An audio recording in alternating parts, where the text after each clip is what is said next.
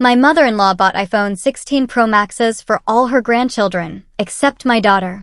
Her excuse? She's not part of the family. I just smiled and gave her 24 hours to move out of my house, the same house she'd been living in for free. Family, huh? I thought I knew what heartbreak was, but nothing, absolutely nothing, prepared me for the moment my own mother-in-law shattered my daughter's world, revealing a cruelty I never thought possible. That single, devastating sentence, spoken at Zoe's own birthday party, wasn't just a turning point. It was an inferno that burned away all pretense and forced me to make the impossible choice. My name is Amanda, I'm 35, and for 15 years, my husband James and I have built our life together in Portland. James, 37, is a high school science teacher, patient, kind, and always the peacemaker. Our daughter, Zoe, is 13. She's this incredible creative soul, lost in sketchbooks, writing stories that bring tears to my eyes with pride. Her teachers constantly rave about her imagination and talent. Zoe's always been sensitive, taking criticism to heart, but she also has this quiet strength, a resilience that reminds me so much of myself at her age. James grew up an only child until his dad remarried when he was 12, bringing his half-brother, Thomas, into the family. They kept a decent relationship, and now Thomas is married to Heather. They have 14-year-old twins, Lucas and Ava, who go to a private school and are involved in everything under the sun, which Thomas and Heather love to post about. Then, 3 years ago, James's father passed away. My mother-in-law, Eleanor, became a widow. After selling her house to cover medical debts, she claimed financial difficulties and needed a place to stay. James immediately offered our home. I had reservations, a gut feeling I couldn't quite shake, but family helps family, right? So I agreed. We went all out. Renovated our guest room with fresh paint, new curtains, comfy furniture, anything to make Eleanor feel welcome. We tweaked our routines, our dinner menus, even our weekend plans to accommodate her. Our home isn't a mansion, just a modest 2-story house, but we've filled it with love. I work part-time as a graphic designer, so I'm usually home when Zoe gets back from school. The first warning signs of Eleanor's favoritism appeared within months. When Thomas brought the twins over for Sunday dinners, Eleanor would always have special treats for Lucas and Ava, but somehow, Zoe would always be forgotten. She'd remember every detail about the twins' school events, but then claim forgetfulness when Zoe mentioned her upcoming art show or writing competition. These were small things, easy to dismiss, but they formed a pattern, a quiet ache that grew harder and harder to ignore. Zoe, bless her heart, tried so hard to connect. She'd bring her artwork to Eleanor, hoping for a kind word or just acknowledgement. "Grandma, look what I painted today," she'd say, holding out a watercolor landscape, truly remarkable for a kid her age. Eleanor would barely glance up from her phone, mumble, "That's nice, dear," and go back to scrolling. But when Lucas showed off his science fair project or Ava mentioned her dance recital, Eleanor's face would light up with genuine, undeniable interest. "Tell me everything," she'd gush, giving them her full, undivided attention. I tried to address it subtly with James. "Have you noticed how your mother treats the kids differently?" I'd ask after Eleanor had retired to her room. James would sigh, run a hand through his hair. "Mom's still adjusting, Amanda. She'll come around." Or, "You're reading too much into things. Mom just connects more easily with the twins because they're into sports, like Dad was." I'd drop it, not wanting to create tension, but the knot in my stomach tightened with each dismissal. Financially, we were comfortable, but we were also careful. James's teaching salary and my freelance work covered our needs, but after helping Eleanor move in and covering some of her ongoing expenses, our savings had taken a hit. We weren't struggling, but extravagant purchases required planning. Eleanor contributed minimally, claiming her Social Security barely covered her personal needs. We never asked for statements, taking her word out of respect. Thomas and Heather, on the other hand, had high-paying corporate jobs. They lived in an exclusive neighborhood, took luxury vacations, and never hesitated to buy the latest gadgets or designer clothes for their kids. I never begrudged them their success, but Eleanor's comparisons always left Zoe feeling inadequate. Lucas and Ava are going to Europe this summer, she'd announce at dinner. Isn't it wonderful that Thomas can provide such cultural experiences?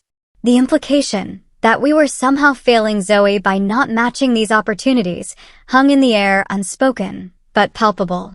Despite the currents of tension, we maintained regular family gatherings.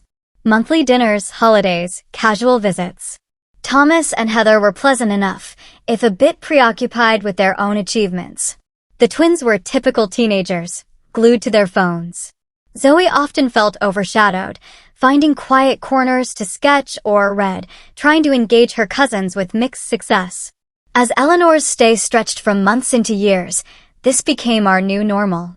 I learned to shield Zoe from the worst comparisons. James continued to make excuses, and Eleanor settled comfortably into her role as the matriarch, subtly dictating the emotional temperature of our home. The delicate balance was precarious, but I believed we could manage it for James's sake, and out of respect for family bonds. I had no idea that a single birthday celebration would shatter that balance completely, forcing us all to confront the truth we had been so desperately avoiding. By coincidence, Zoe, Lucas, and Ava all had birthdays within the same month. Zoe's was on the 10th, the twins on the 25th. For years, we'd celebrated separately. But this year, with all three turning 13, Eleanor suggested a joint party. It would be so much more efficient, she said, and they're entering their teenage years. It should be special. James thought it was a great idea, and even I had to admit the practical benefits. One venue, one cake, one set of decorations. Everyone could attend without juggling multiple weekends. I took charge of the planning. Booked the community center, ordered a custom 3-tier cake with different flavors for each child. Chocolate for Zoe, vanilla for Lucas, red velvet for Ava. I designed invitations, created a shared online document for ideas. Thomas and Heather agreed to handle beverages and photography. James volunteered for games and music. Zoe was especially excited about finally becoming a real teenager. She'd been waiting for this milestone. Mom, when I turn 13, can I redecorate my room? Nothing childish anymore, she asked one morning. I agreed, and we spent evenings looking at paint samples. She also mentioned needing a new phone. Her old one was barely functioning, cracked screen, battery dying by lunchtime. It wasn't frivolous. She genuinely needed it for school and friends. 2 weeks before the party, I took Eleanor shopping for decorations. We were comparing streamers when she suddenly checked her watch. I need to run a quick errand. I'll meet you at the food court in an hour. I thought nothing of it until later that afternoon. I overheard her on the phone with Thomas. Yes, I got them both. The newest model, just as we discussed. They're going to be so surprised, she whispered. My curiosity was immediately piqued. When she saw me, she quickly ended the call. Just finalizing some birthday details with Thomas, she explained with a dismissive wave. That evening at dinner, Zoe shared her wish list. I'd really love some new art supplies, especially those professional colored pencils and maybe some books. She hesitated before adding, I know it's expensive, but my phone is really dying. Even a basic new one would be amazing. She looked hopefully around the table, especially at her grandmother. Eleanor barely glanced up from her plate. Art supplies. How nice, she said flatly. But minutes later, when James mentioned the twins' birthday, she perked up immediately. What are Lucas and Ava hoping for this year? Are they still into those video games? Or perhaps something more grown-up now? The enthusiasm in her voice was unmistakable. I saw Zoe's face fall before she masked her disappointment. James had been working extra summer school sessions specifically to afford good gifts for Zoe. I want to get her that phone, he told me late one night. She deserves it, and she really needs it for school. I agreed, though I worried about the expense. We'd been setting aside a little each month, and with the extra summer school money, we could manage it, but it would be a stretch. Around this time, I had coffee with my friend Rachel. It's like she doesn't see Zoe at all, I confided, or worse, she sees her but has decided she's somehow less worthy of attention than the twins. Rachel, who'd had her own in-law drama, suggested I start documenting the behavior. Not to create drama, she clarified, but to have concrete examples when you talk to James. Sometimes people don't see patterns until you lay them out clearly. The weekend before the party, Zoe and I spent a morning baking cookies for her class. As we mixed ingredients, she confided, "Do you think Grandma will like the thank you card I made her?" I spent extra time on the details. The hopeful look in her eyes broke my heart. Despite years of subtle rejection, she was still trying to win Eleanor's approval. "It's beautiful, honey. Anyone would be lucky to receive such a thoughtful card," I said, carefully avoiding a direct promise about Eleanor's reaction. Meanwhile, Eleanor had become increasingly secretive, receiving packages she quickly spirited away to her room. Personal items, she'd say, or just some things Thomas asked me to keep for him. She started taking private phone calls in her room or on the porch, always ending them abruptly if anyone approached. Her behavior was odd, but with party planning consuming most of my attention, I didn't press. At dinner the night before the party, Eleanor dominated the conversation with stories about the twins. Lucas made the varsity soccer team as a freshman. Can you believe it? And Ava's dance instructor says she could try out for that prestigious summer program in New York. On and on she went, barely acknowledging Zoe's quiet mention of her own recent achievement, being selected to display artwork in the school lobby. I noticed Zoe pushing food around her plate, her appetite diminished. When I caught her eye, she forced a smile. I wanted to redirect the conversation, to create space for Zoe, but Eleanor steamrolled every attempt. The day before the party was a flurry. James and I took the afternoon off to decorate the community center. Zoe came straight from school to help, carefully arranging the photo display I'd created, showing all 3 children growing up. Eleanor arrived late, carrying several shopping bags she deposited in a back room without explanation. "Just some last-minute surprises," she said when I inquired.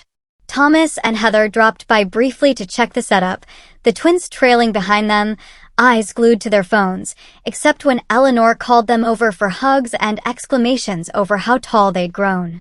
As we drove home that evening, exhausted but satisfied with our preparations, Zoe gazed out the window with a dreamy expression.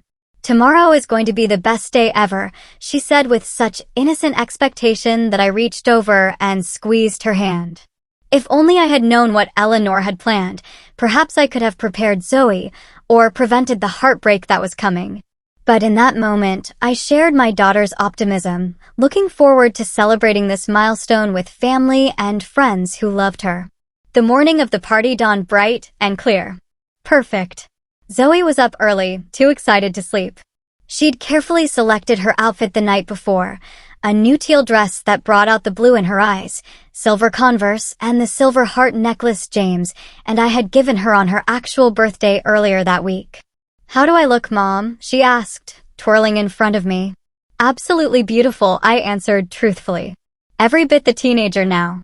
We arrived at the community center an hour before guests. James immediately set up the sound system while Zoe and I put final touches on the decorations. We'd transformed the playroom into a festive space with blue, purple, and silver balloons, twinkling fairy lights, and 3 large poster boards displaying photos of each birthday child. A long table held wrapped presents from our immediate family. Thomas and Heather arrived with the twins precisely at 2 o'clock. Lucas and Ava were in coordinating outfits that I suspected cost more than our entire party budget.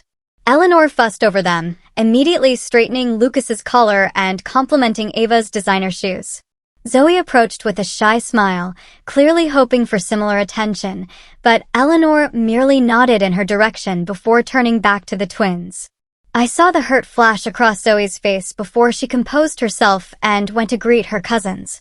Soon, the center was filled with teenage laughter. A photo booth, karaoke, game areas. Zoe flitted between friend clusters, her initial nervousness giving way to genuine enjoyment. I caught James's eye across the room, and we shared a smile of relief. Despite the underlying tension with Eleanor, the party was going well. The food table offered mini sliders, a nacho bar, fruit skewers, and an assortment of desserts. Eleanor had insisted on bringing her famous deviled eggs, though I knew none of the kids would touch them. Sure enough, the eggs remained untouched.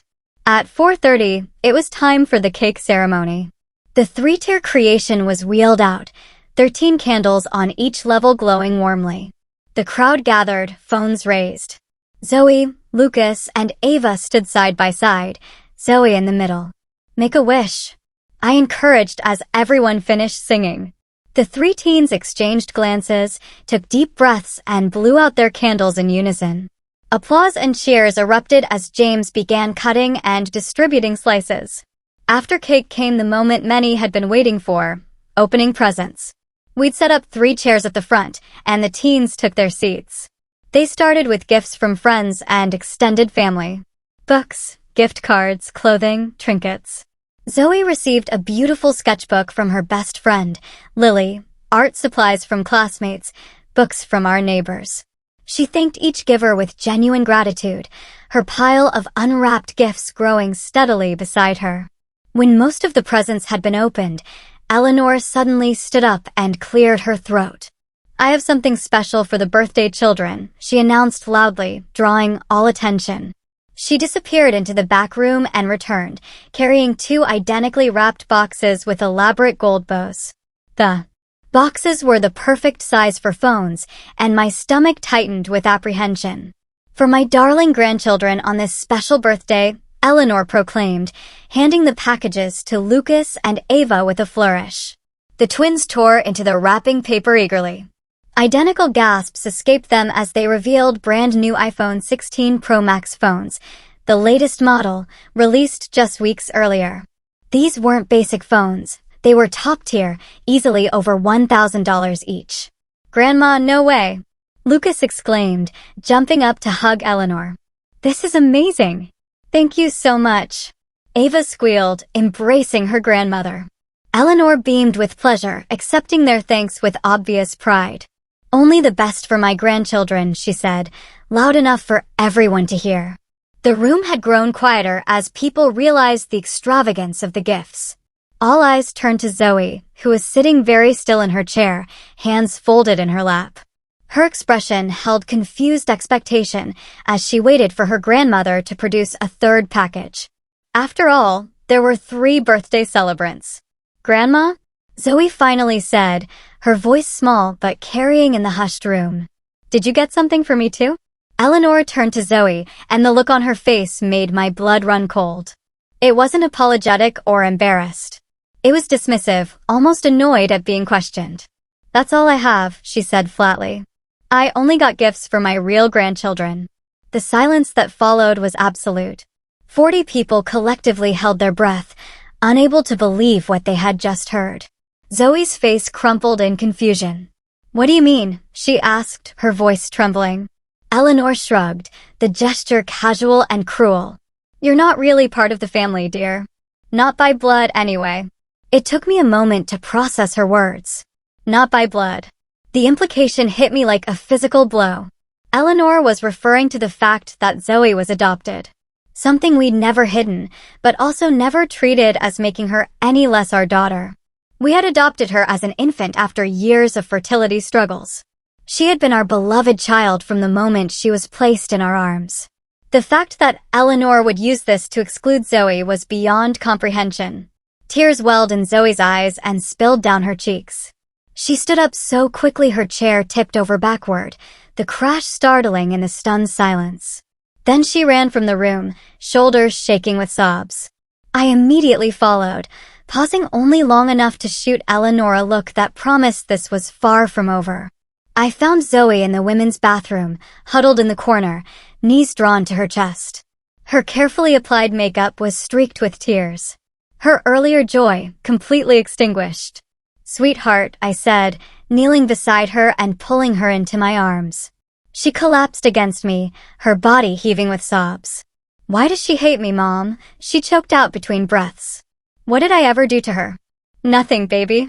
You did nothing wrong, I assured her, stroking her hair. Grandma is the one with the problem, not you. You are our daughter in every way that matters. After several minutes of holding her while she cried, I helped Zoe clean her face and fix her hair. We can leave right now if you want, I offered. Or we can go back out there and show Grandma that her words cannot hurt you. It was unfair to ask a 13-year-old to be so strong, but I wanted to give her the choice. Zoe took a deep, shuddering breath.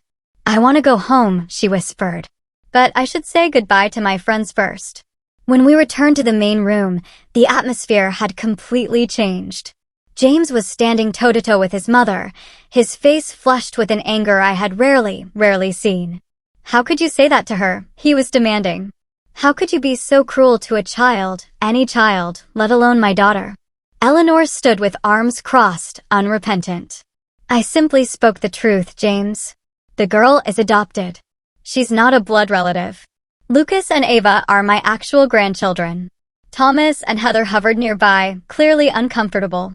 The twins were showing off their new phones, either oblivious to or intentionally ignoring the drama unfolding. Most of the other guests were gathering their belongings, eager to escape the tension. The party was effectively over. I guided Zoe around the edge of the room, helping her collect her gifts and say quick goodbyes to her closest friends. Lily, bless her heart, gave Zoe a fierce hug and whispered something that made Zoe give a watery smile. Other friends expressed support through touches on the arm or sympathetic glances. The drive home was filled with tense silence. Eleanor had come with us to the party, but Thomas offered to drive her back to our house later, clearly wanting to remove her from the immediate situation.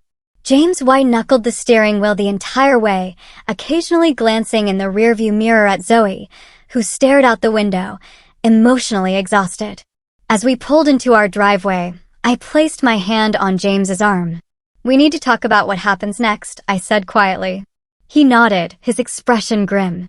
We both knew that everything had changed, and there was no going back to pretending all was well. Eleanor had shown her true colors in the cruelest possible way, and now we had to deal with the fallout. That evening, Zoe retreated to her room immediately, locking the door behind her. Despite my gentle knocking and offers of comfort food, she remained sequestered, only texting that she wanted to be alone. I respected her need for space, while keeping an ear out for sounds of distress. James and I withdrew to our bedroom for a heated discussion about his mother. "I cannot believe she would say something so heartless," I said, pacing the floor while James sat on the edge of our bed, head in his hands. "Actually, I can believe it. The signs have been there all along, but this was beyond anything I could have imagined." "She's getting older," James said weakly. "Maybe she didn't mean it the way it sounded." I stopped pacing and stared at him incredulously. "Are you serious right now? I only got gifts for my real grandchildren. You're not really part of the family." "How, exactly, was she not meaning that the way it sounded, James? Please enlighten me." He sighed deeply, shoulders slumping. I know it was inexcusable. She's my mother, Amanda. I've never seen her act like this before." "Really?" "Never." I challenged him. "What about last Christmas, when she gave the twins those expensive gaming systems and got Zoe a $5 journal from the dollar store? Or when she drove 2 hours to watch Lucas's baseball tournament, but claimed she was too tired to attend Zoe's art show that was 10 minutes away? Or how about all the times she's forgotten Zoe's food preferences, but remembers the twins' favorite snacks in detail? This has been happening for years, James. The only difference is that today, she said the quiet part out loud." James was silent for a long moment, processing my words. "I guess I didn't want to see it," he finally admitted. It was easier to make excuses than to admit my mother could be so prejudiced. Around 11 o'clock, I heard soft crying from Zoe's room and knocked gently on her door. "Sweetheart, can I come in?" After a moment, the lock clicked, and I entered to find her curled up on her bed, clutching the stuffed rabbit she'd long ago claimed was too babyish, but never quite got rid of. I sat beside her and stroked her hair, waiting for her to speak. "Why doesn't Grandma love me, Mom?" she finally asked, the question piercing my heart. "Is it because I'm not really yours?" "Listen to me," I said firmly, tilting her chin up to meet my eyes. "You are really ours in every way that matters. Biology does not make a family. Love does. Grandma is wrong. Completely wrong. Her inability to see that says everything about her and nothing about you." Zoe nodded, but I could tell my words, though appreciated, could not fully heal the wound Eleanor had inflicted. We talked until she fell asleep, exhausted from the emotional day. I tucked the blanket around her and kissed her forehead before quietly leaving the room. The next morning, Eleanor acted as if nothing unusual had happened. She came downstairs for breakfast, complained that the coffee was too strong, and asked what was planned for the day, as if the previous day's party had been a complete success. James and I exchanged glances over our mugs, silently communicating that a confrontation was inevitable. "Mom," James began, setting down his coffee. "We need to talk about what you said to Zoe yesterday." Eleanor waved her hand dismissively. "Is she still upset about that?" Children are so sensitive these days. "In my time, we learned to toughen up." "You told my daughter she wasn't part of the family," James said, his voice low but intense. "You deliberately excluded her while lavishing expensive gifts on her cousins. How, exactly, should she have toughened up about that?" Eleanor sighed dramatically. "I'm sorry if feelings were hurt. That was not my intention. But facts are facts, James. The girl is adopted. Lucas and Ava are my blood relatives." "Her name is Zoe," I interjected, unable to contain myself. "Not the girl, Zoe, and she has been our daughter since she was 3 days old." Eleanor pursed her lips, but said nothing further, and the conversation ended in a stalemate when Zoe came downstairs, eyes puffy from crying. Eleanor barely acknowledged her, busying herself with the newspaper, while Zoe silently ate a small bowl of cereal. Later that day, while doing laundry, I found a receipt in the pocket of Eleanor's slacks. It was from an electronics store, showing the purchase of 2 iPhone 16 Pro Max phones totaling over $2,500. The date on the receipt was 2 weeks earlier, confirming that this had been a premeditated decision, not a last-minute impulse. The discovery hit me like a punch to the gut. Eleanor had planned to exclude Zoe all along, to publicly humiliate my child on her birthday. Even more disturbing was the realization that Eleanor clearly had substantial savings despite claiming financial hardship as the reason for moving in with us. $2,500 for phones was not a small expense for someone supposedly struggling to make ends meet. How many other lies had she told us? Over the next few days, Zoe withdrew from family activities. She took meals in her room, claiming homework, and avoided the living room when Eleanor was present. She stopped sharing her artwork and fell silent during dinner on the rare occasions she joined us. The vibrant, creative child who filled our home with stories and laughter had retreated into herself.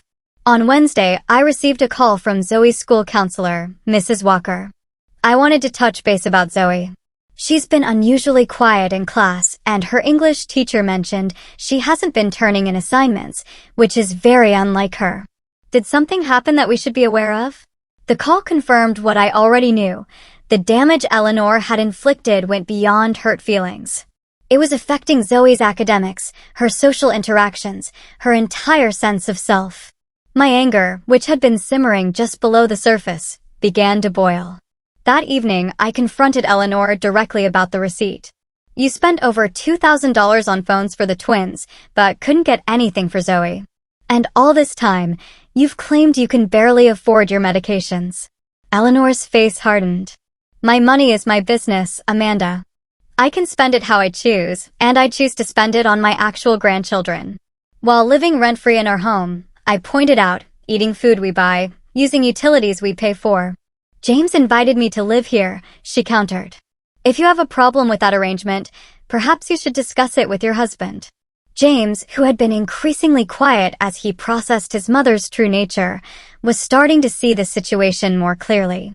That night, he admitted, "I think Mom has been manipulating us, using her supposed financial problems to gain sympathy while hoarding her money for things she actually wants to spend on, like spoiling the twins."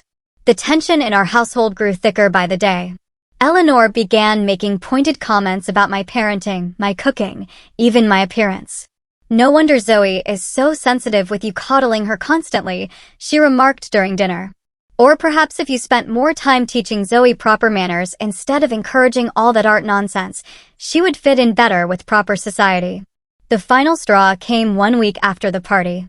Zoe had reluctantly joined us for dinner, pushing food around her plate while Eleanor dominated the conversation with news about Thomas's recent promotion. When Zoe politely asked to be excused, Eleanor scoffed, running away again. You're too sensitive, just like your mother. It's no wonder you struggle to be accepted. Zoe's eyes filled with tears as she fled the table. James immediately stood up, napkin thrown down. That is enough, Mom. You have gone too far.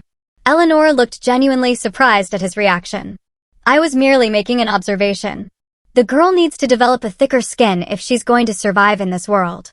As James followed Zoe upstairs to comfort her, I remained at the table, staring at my mother-in-law. A calm clarity descended over me. This woman was toxic, and she was poisoning our home, our family, and most importantly, my child's sense of self-worth. Something had to change, and it needed to happen immediately. That night, I couldn't sleep. I lay awake beside James, my mind racing through options and scenarios. Around 3 o'clock in the morning, I slipped out of bed and went downstairs to the kitchen, opening my laptop at the table. I spent hours researching emotional abuse, family boundaries, and the impact of toxic relationships on children's development. Everything I read confirmed what my heart already knew. Allowing Eleanor to continue undermining Zoe's sense of belonging would cause long-term damage to my daughter's emotional well-being. When James came downstairs at 6:30, he found me still at the kitchen table, multiple browser tabs open and notes scribbled on a legal pad. You've been up all night, he observed, concern etching his features. James, we need to talk about your mother, I said directly. This situation is not sustainable. The impact on Zoe is too severe. He nodded slowly, pouring himself coffee before joining me at the table. I know. I've been thinking about it too. What she said at the party, and then again last night, it's inexcusable. It's more than that, I pointed out. This is a pattern of behavior that has been escalating for years. The party incident was just the most public and blatant example. If we don't act now, Zoe will internalize the message that she is somehow less worthy of love and belonging because she's adopted. James closed his eyes briefly, pain crossing his face. What do you suggest we do? Your mother needs to leave our home, I said firmly. I know she's your mother, and I know this is difficult, but our primary responsibility is to our daughter. To my relief, James didn't argue. You're right, he admitted. I've been torn between loyalty to my mother and protecting Zoe. But seeing how much this is hurting our daughter, there really is no choice. Zoe has to come first. We spent the next hour outlining a plan. James would go to work as usual, not wanting to alert Eleanor to the coming confrontation. I would call in sick to my freelance job, explaining that a family emergency had arisen. After Zoe left for school, I would have the necessary conversation with Eleanor. Before implementing our plan, I called my own mother for advice and support. Mom had always been a voice of reason. You're doing the right thing, Amanda, she assured me. No child should feel unwelcome in their own home, especially by a grandparent who should be a source of unconditional love. Be firm but calm. This is about Zoe's well-being, not about punishing Eleanor, though God knows the woman deserves it. After ending the call, I waited until Eleanor left for her weekly grocery shopping trip. The temporary reprieve from her presence allowed me to gather my thoughts and prepare mentally for the confrontation ahead. I reflected on my own childhood experiences with my maternal grandmother, a critical woman who had made me feel constantly inadequate. I had vowed never to let Zoe experience that kind of emotional manipulation. Yet, here we were, with history repeating itself in my own home. At 11 o'clock, Eleanor returned with several shopping bags. I helped her unload groceries, making casual conversation. Once everything was put away, I suggested we sit down with coffee. There's something important we need to discuss, I said, keeping my tone neutral. Eleanor followed me to the kitchen table, an expression of mild curiosity on her face. I placed a mug of coffee in front of her, exactly as she liked it, with 1 sugar and a splash of cream. I took a seat across from her, hands wrapped around my own mug to stop them from shaking. Eleanor, I began calmly. I want to talk about what happened at the birthday party and the comments you've been making to Zoe. She rolled her eyes slightly. Are we still on that? I thought we had moved past it. No, we have not moved past it, I said firmly. What you said deeply hurt Zoe. Telling her she's not part of the family because she's adopted was cruel and untrue. I merely stated a fact, Eleanor replied, sipping her coffee. The girl is not biologically related to me. Lucas and Ava are. It's a simple matter of genetics. Zoe is our daughter in every way that matters, I countered. Family is about love and commitment, not just DNA. And even if you privately held that outdated view, to announce it publicly at her birthday party while giving expensive gifts to her cousins was deliberately hurtful. Eleanor's expression hardened. Children today are coddled too much. In my day, we learned to accept reality without all this emotional hand-holding. This is not about coddling, I said, my voice still controlled despite my rising anger. This is about basic respect and kindness, which you have consistently failed to show Zoe. Perhaps if you had raised her differently, she wouldn't be so sensitive, Eleanor sniffed. Though I suppose given her unknown background, certain tendencies are to be expected. I took a deep breath, counting silently to 5 before responding. What exactly do you mean by that? Eleanor leaned forward, apparently pleased to have provoked a reaction. Let's be honest, Amanda. I never thought James should have married you to begin with. You come from a completely different social background than our family, and then to adopt a child of unknown origin instead of continuing to try for a biological child, well, it was not what I would have advised. The mask had finally dropped completely. I stared at her momentarily, speechless at the naked prejudice in her words. Unknown origin. Zoe's adoption was fully documented and legal. We know her birth mother's medical history. Those other children have proper breeding, Eleanor continued, warming to her topic now that she had an audience. Good stock on both sides. Thomas married appropriately, and their children reflect that good judgment. It was as if a fog had lifted, revealing the full extent of Eleanor's classist, prejudiced worldview. All the subtle digs, the coincidental oversights, the lavish praise for the twins contrasted with criticism for Zoe, it suddenly made perfect sense. This wasn't just about adoption, but about Eleanor's perception of social class and appropriate family connections. Your granddaughter is a kind, creative, intelligent person, I said, my voice now steely with controlled anger. The fact that you cannot see her value because you're fixated on some outdated notion of breeding says everything about your character and nothing about hers. Eleanor's mouth tightened into a thin line. I see James has failed to teach you proper respect for your elders. But then, given your background, perhaps that is to be expected. My background? I repeated. You mean my father being a firefighter and my mother a nurse? The people who taught me that character matters more than social status? Who raised me to judge people by their actions, not their pedigree? Precisely, Eleanor sniffed. Perfectly respectable, I'm sure, but hardly the sort of family James was raised to associate with. And now you're raising Zoe with the same common values. I took a moment to gather myself, recognizing that Eleanor was trying to provoke an emotional outburst that would allow her to dismiss my concerns. Eleanor, I said, finally, I am going to ask you directly. Will you apologize to Zoe for what you said at the party and commit to treating her with the same respect and affection you show Lucas and Ava? Eleanor's response was immediate and unapologetic. I have nothing to apologize for. The truth may be uncomfortable, but that does not make it any less true.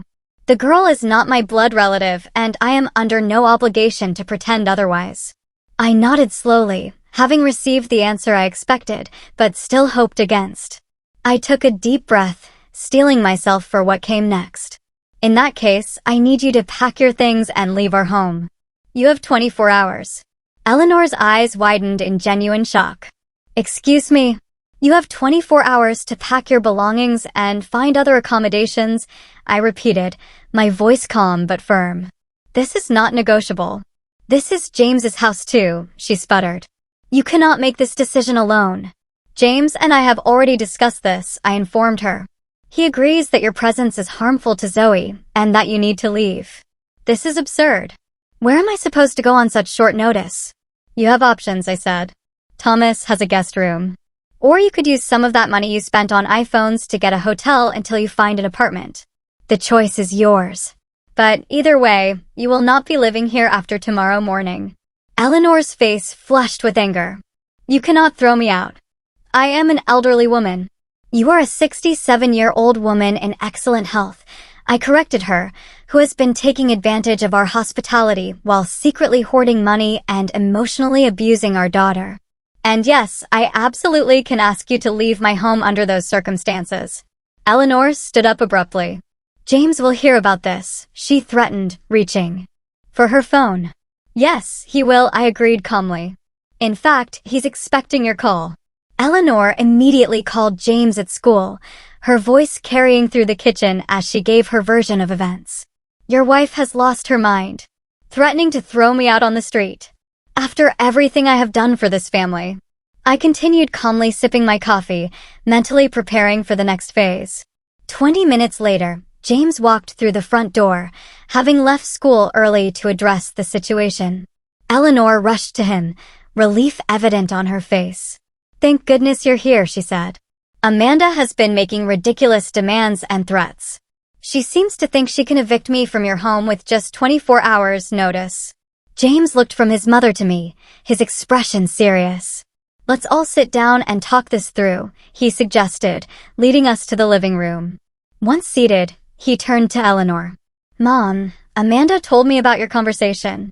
Is it true that you said Zoe isn't really family because she's adopted? I merely stated the obvious, Eleanor defended. The girl is not my biological grandchild. I cannot be expected to feel the same connection to her as I do to Lucas and Ava. And did you also say that Amanda comes from the wrong social background and that Zoe has unknown origins and lacks proper breeding? James continued, his voice hardening. Eleanor hesitated, perhaps realizing how her words sounded when repeated back to her. I might have expressed some concerns about maintaining certain family standards, she hedged. Every grandmother wants the best for her family line. James shook his head slowly. The best for our family would be having a grandmother who loves all her grandchildren equally and doesn't rank their worth based on biology or perceived social status. Eleanor's eyes filled with strategic tears. You're taking everything out of context, she whimpered. I'm an old woman who occasionally speaks too directly. Surely you wouldn't throw your own mother out over a misunderstanding. This is not a misunderstanding, James said firmly. This is a pattern of behavior that has been hurting Zoe for years. As her father, it is my job to protect her, even if that means making difficult decisions about family relationships. Seeing that her manipulation wasn't working on James, Eleanor switched tactics and called Thomas, presenting herself as the victim of an unreasonable daughter-in-law. Within an hour, Thomas and Heather had arrived to mediate, and our living room became the setting for a tense family summit. Let me get this straight, Thomas said after hearing both sides. You're kicking Mom out because she bought phones for my kids, but not for Zoe? No, I clarified. We are asking Eleanor to leave because she publicly humiliated Zoe by announcing she isn't really family because she's adopted and has continued to make hurtful comments that undermine Zoe's sense of belonging and self-worth. Thomas looked uncomfortable, glancing at his mother. Mom, did you really say that? I might have expressed myself poorly, Eleanor admitted, dabbing at her eyes with a tissue. But I never meant to hurt anyone. You know how much I love all my grandchildren. Actually, that's the problem, James interjected. You don't love all your grandchildren. You consistently favor Lucas and Ava while treating Zoe as an afterthought at best and an interloper at worst. Heather, who had been silent until now, suddenly spoke up. Eleanor, I've noticed it too. The way you talk about the kids is very different. You praise everything Lucas and Ava do, but you rarely acknowledge Zoe's achievements. Thomas looked surprised at his wife's intervention, but Eleanor was indignant. So now everyone is ganging up on me? After everything I have done for this family. What, exactly, have you done, Mom? James asked. You've lived rent-free in our home for 2 years, contributed minimally to household expenses, claiming financial hardship, all while apparently having enough savings to spend thousands on gifts for the twins. The conversation continued in circles, with Eleanor alternating between defensive justifications and tearful appeals to family loyalty. Thomas initially tried to defend his mother, but gradually came to understand the gravity of the situation as more details emerged. I didn't know about any of this, he admitted. The things Mom says when we're not around, it's not okay. After nearly 2 hours of discussion, Thomas offered a compromise. Mom can stay with us temporarily while she looks for her own place, he suggested. Our guest room is available, and it would give everyone some space to cool down. Eleanor latched onto this option immediately. Yes, that would be best. I can stay with Thomas and Heather until this blows over and Amanda comes to her senses. This is not about coming to my senses, I stated firmly. This is a permanent boundary. Eleanor is welcome to visit our home in the future if she demonstrates genuine change and offers a sincere apology to Zoe, but she will not be living with us again. Eleanor scoffed. Fine, I will apologize if that's what it takes to stay. No, James said, surprising everyone with his firmness. A forced apology under duress is meaningless. This is not about saying the right words to get what you want. This is about genuinely recognizing that your behavior has been harmful and making real changes. By late afternoon, practical arrangements were being discussed. Thomas would help Eleanor pack and move her belongings the following day. Eleanor would stay with Thomas and Heather while looking for an independent living situation. James made it clear that financial support from us would be minimal going forward, given Eleanor's apparent ability to make significant purchases on her own. As Thomas, Heather, and Eleanor prepared to leave, Zoe returned home from school, stopping short in the doorway at the sight of the family gathering. Confusion crossed her face, followed by weariness as she noticed Eleanor's tear-stained cheeks. What is going on? She asked, looking to James and me for explanation. I gestured for her to join us in the living room, and James and I explained the situation privately while Thomas kept Eleanor and Heather occupied in the kitchen. Grandma is going to be moving out, James told her gently. She's going to stay with Uncle Thomas and Aunt Heather for a while. Because of what happened at the party? Zoe asked, her voice small. Because of me? No, sweetheart, I said firmly. Not because of you. Because of Grandma's choices and behavior. Adults are responsible for their own actions and the consequences that follow. Zoe processed this information silently, emotions playing across her face. Is she mad at me? Grandma is upset about the situation, James explained carefully. But none of this is your fault. We want our home to be a place where everyone feels loved and respected. And unfortunately, Grandma has not been treating you with the respect you deserve. Later that evening, as Eleanor made a show of packing essential items for her night at Thomas's house, making as much noise as possible and sighing dramatically, I decided to take Zoe out for a while. Let's go shopping for those art supplies you wanted, I suggested, wanting to shield her from Eleanor's theatrical display of victimhood. At the art supply store, I let Zoe choose whatever she wanted, from professional colored pencils to high-quality sketching paper. As we sat at an ice cream shop afterward, I took the opportunity to reinforce some important truths. You know that family is not about blood, right? I said, watching her methodically arrange her ice cream toppings. It's about love and commitment, and showing up for each other every day. Zoe nodded slowly. I know. It just hurts that Grandma doesn't see it that way. Some people, especially from older generations, have very rigid ideas about what makes a family, I explained. But those ideas are outdated and, frankly, wrong. You are a daughter in every way that matters, and nothing anyone says can change that. Zoe was quiet for a moment, stirring her ice cream thoughtfully. Do you think Grandma will ever change her mind about me?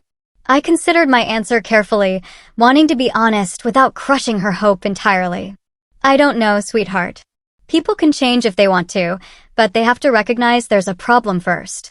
What I do know is that we are not going to let anyone make you feel less valued or less loved, even if that person is family. As we drove home, Zoe seemed lighter somehow, as if a burden had been lifted. The process of healing was just beginning, but this first step, removing the source of ongoing hurt from our daily lives, already seemed to be having a positive effect. The next morning, tension hung in the air as Eleanor prepared for her final departure. Thomas arrived at 9 o'clock to help with her remaining belongings, bringing his SUV to transport her numerous boxes and suitcases. James had taken the day off work to oversee the process and provide moral support for Zoe, who remained subdued but appeared more relaxed than she had in weeks. Breakfast was a stilted affair, with Eleanor picking at her food and making pointed comments about being cast out and abandonment in old age. James remained firm but respectful, refusing to engage with her attempts to trigger guilt. Zoe ate quickly and excused herself to get ready for school, clearly wanting to avoid a difficult goodbye. Before leaving, Zoe hesitantly approached her grandmother in the hallway. Despite everything, she was attempting to be the bigger person, a gesture that filled me with pride. "Goodbye, Grandma," she said softly. "I hope you'll be comfortable at Uncle Thomas's house." Eleanor's response was cool, her lips pressed into a thin line. "Goodbye, Zoe," she said. No term of endearment, no embrace, no sign of remorse. Even in this final moment, she could not bring herself to show warmth to the child she had hurt so deeply. Zoe's shoulders drooped slightly, but she lifted her chin and walked out the door to catch her bus, dignity intact. James had a final conversation with his mother in the privacy of the guest room that had been her home for 2 years. I didn't overhear their exchange, but when he emerged, his eyes were red-rimmed, but his posture was resolute. "She still doesn't really get it," he told me quietly. "She sees herself as the victim in all this, but I made it clear that our priority has to be Zoe, and that any future relationship depends on her ability to respect our daughter." At 11 o'clock, Thomas closed the trunk of his SUV on the last of Eleanor's possessions. There were awkward handshakes and stiff hugs, promises to talk soon that everyone knew would be difficult to fulfill, at least initially. And then Eleanor was in the passenger seat, face set in an expression of martyred suffering, and Thomas was driving away, the car disappearing around the corner of our street. James, standing beside me on the porch, let out a long breath. "I never imagined it would come to this," he admitted, having to choose between my mother and my daughter. I squeezed his hand. "You didn't choose between them. Your mother forced that choice through her own actions. You simply protected Zoe, which is exactly what a good father should do." As we returned inside, the house felt different immediately. It was as if a heaviness had lifted, an invisible cloud of tension dissipating now that its source had departed. I realized how much energy we had all been expending navigating around Eleanor's moods and prejudices. How careful we had become in our own home to avoid triggering her disapproval. That evening, we had our first dinner as just the 3 of us in 2 years. No one commented on the empty chair, but conversation flowed more easily. Laughter returned to our table, and Zoe volunteered information about her day without being prompted, a small but significant change. After dinner, James sat with Zoe on the couch, his arm around her shoulders. "I owe you an apology," he said seriously. "I should have recognized what was happening sooner. I should have protected you better." Zoe leaned against him. "It's okay, Dad. Grandma is your mom. It's complicated." "Being complicated doesn't excuse hurting someone you love," James replied. "I want you to know that you are the most important person in the world to your mom and me. We chose you. We wanted you. And nothing, absolutely nothing, makes you any less our daughter than if you had grown in your mom's belly." That weekend, we made a point of doing something special together as a family. We drove to the coast, spent the day building sandcastles and collecting shells, and had dinner at a small seafood restaurant overlooking the ocean. It was nothing extravagant, but it was a deliberate investment in reconnecting, in rebuilding the sense of security and belonging that had been damaged. Over the following weeks, we learned that Eleanor had moved into Thomas and Heather's guest room, a situation that was already causing some strain. Thomas called James occasionally, sometimes to vent about their mother's difficult behavior, sometimes to report small improvements in her attitude. Heather had apparently had several frank conversations with Eleanor about her treatment of Zoe, which Eleanor received with varying degrees of defensiveness. For our part, we maintained limited contact with clear boundaries. James would speak to his mother on the phone once a week, keeping conversations brief and steering away from contentious topics. Zoe was not asked to participate in these calls, though the door was left open for her to do so if she ever wanted to. I spoke to Eleanor only when absolutely necessary, maintaining civil but distant relations. We began family therapy sessions to help process the experience, particularly for Zoe. Our therapist, Dr. Martinez, helped us understand the dynamics that had allowed the situation to develop and provided tools for healing. What happened was a form of emotional abuse, she explained in one session. It's important to name it as such, not to demonize Eleanor, but to validate Zoe's experience and ensure it is addressed properly. Zoe's recovery was gradual but steady. The school counselor reported improvement in her engagement with classes and peers. She began sharing her artwork again, her creativity flowing more freely now that she wasn't constantly bracing for criticism or dismissal. Small signs of her returning confidence appeared, speaking up more at dinner, inviting friends over, suggesting family activities. About a month after Eleanor's departure, we repainted Zoe's room, transforming it from the pale yellow of her childhood to a cool teal that reflected her emerging teenage aesthetic. It was a symbolic fresh start, a reclaiming of space, both physical and emotional. 6 months later, Zoe's art teacher selected her painting for the district-wide student exhibition. The piece, a striking watercolor depicting a young girl standing at a crossroads with paths stretching toward different horizons, showed remarkable technical skill and emotional depth for a 13-year-old. The artist's statement accompanying it read, "Sometimes we have to choose which path to take in life. The hardest choices often lead to the most beautiful destinations." Eleanor did not attend the exhibition, though Thomas, Heather, and the twins did, making an effort to support Zoe in a way they had not before. Perhaps seeing their grandmother's behavior through new eyes had shifted something in their understanding as well. The twins were surprisingly engaged, asking Zoe questions about her techniques and inspiration. Small steps toward a different kind of cousin relationship, one not defined by Eleanor's influence. As I watched Zoe confidently explaining her artwork to attendees, her face animated with passion for her creation, I reflected on the difficult journey we had navigated. The pain had been real, the confrontations uncomfortable, the family bond strained. But in protecting Zoe and standing firm against the subtle and not-so-subtle undermining of her worth, we had ultimately created space for her to flourish. "I know my worth now," Zoe told me one evening as we looked through her sketchbook together. "I know that family is about who loves you, not whose DNA you share." The wisdom in her young voice brought tears to my eyes. Through all the hurt, she had emerged with a stronger sense of self and a deeper understanding of what truly matters in relationships. Eleanor's rejection, painful as it was, had ultimately led to powerful lessons about standing up for oneself and recognizing toxic behavior, even when it comes from family. Our story does not have a neat fairy tale ending. Eleanor has not had a dramatic change of heart or suddenly recognized the error of her ways. Family gatherings remain complicated. Relationships are still being rebuilt and redefined. But our home is now a sanctuary again, a place of acceptance and love where Zoe can grow into herself without constantly seeking approval from someone incapable of giving it freely. The journey taught us all that protecting our children sometimes means making painful choices, setting difficult boundaries, and weathering the disapproval of others. It taught us that family is defined by love and commitment, not by biology or social expectations. Most importantly, it taught Zoe that she is worthy of respect and belonging exactly as she is.